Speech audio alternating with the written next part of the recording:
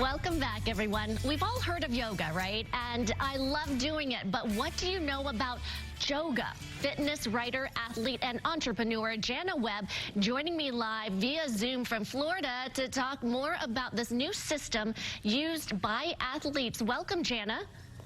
Hi, I wish I was in Florida, but I'm actually in Toronto. Oh, Toronto. Okay, totally different place, different country. Okay, let's talk about JOGA. Why did you decide to create something like this? Yeah, so I was an athlete growing up, and I was injured years ago and was told to do yoga to help rehab an injury. And I would say I was that typical athlete in a yoga space trying to do positions and postures that my body had no business doing, in terms of, like, I have tight hamstrings and tight hips, but because I was an athlete and I'm used to being coached, I was doing whatever I was told, plus I was, copying the instructor, and I ended up hurting myself actually quite bad doing yoga. But it became like this love-hate relationship, and then I kept going back because as an athlete, I was never taught the importance of breath work and meditation. And so I became curious, and I was like, why isn't there anything out there for bodies like mine? And so for the last 17 years, that's my life's work. I've been bridging the gap between all the science and amazing things about yoga, but making it make sense not only for how athletes move, but for the culture of sport. I love that, for athletes, bridging the gap to yoga. You say there are 3 pillars to remember. What are they? Yeah, so the first one is the physical pillar, and I always give this differential of a yoga posture. So, for example, you've probably seen this posture, right? It's called tree posture. It's in yoga. And then I will explain it in a way, have you ever seen a basketball player, a football player stop mid-court and do a posture? No. But what you might see is that athlete jumping off one foot, right, with one leg behind them, trying to catch the ball, and their head's over here and their backhand's over here. And so the physical pillar of yoga very much emulates the biomechanics of sport. So I study biomechanics, how athletes move and train, and apply those movement principles to the work that they're already doing. So it then isn't foreign to their bodies. It makes sense cohesively to their nervous system and how they're already training.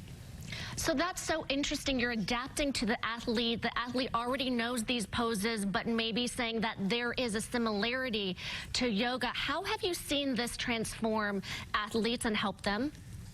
Yeah, so, we're that little bit of edge. So I talk about the kinetic chain a lot. So that, these athletes have been training their skills and drills since they're like 3-4 years old, right? And they've been in the weight room. They've been doing their, all their coaching outside of their sport.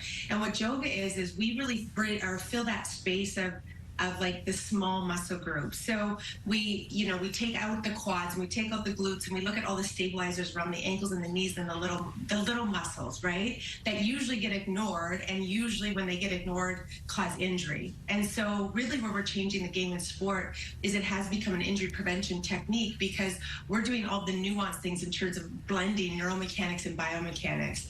And then bridging that, of course, with the breath work and the meditation piece. So it's this whole 360 holistic approach to getting that athlete as healthy as they possibly can be. Jana, this makes so much sense. Also, breathing is the foundation of yoga. Demonstrate a true, correct breathing method.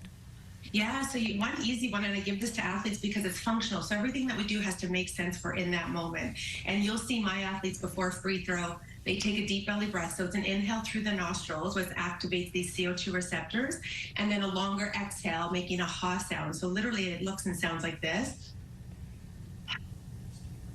But the key is that the exhale is longer than the inhale, and that the exhale is actually a ha sound, so phonetic ha sound.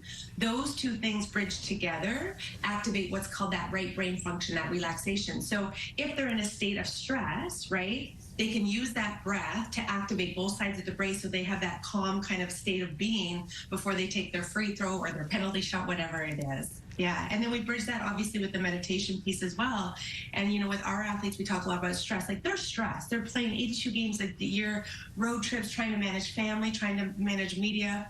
And then I'm trying to do all this work to get them into this calm cognitive state, but they're also drinking sugary caffeinated drinks to try to stay awake. And so I also start to talk about nutrition and what they're putting in their body. And so I'm always recommending green tea, and then if they don't want the caffeine, they can have the suntheanine, because it's got this like natural amino acid called suntheanine, which basically produces that alpha wave state, which is what I'm trying to do with the breathing and those meditation exercises. And so really the goal then is to get these athletes in this calm, clear state of being so they can sleep, they can regenerate, and they have that sustainability to get up and do their job again the next day, the next season, the next 5 years, whatever it is. Yes, a total focus and wholeness approach. Jana, where can we find more information? Yeah, so jogaworld.com is the global website, and I'm on Instagram under Yoga Jana. Thank you, Jana, so much for your time. We are back with more G2 after this short break. Don't go anywhere. Coming up on the next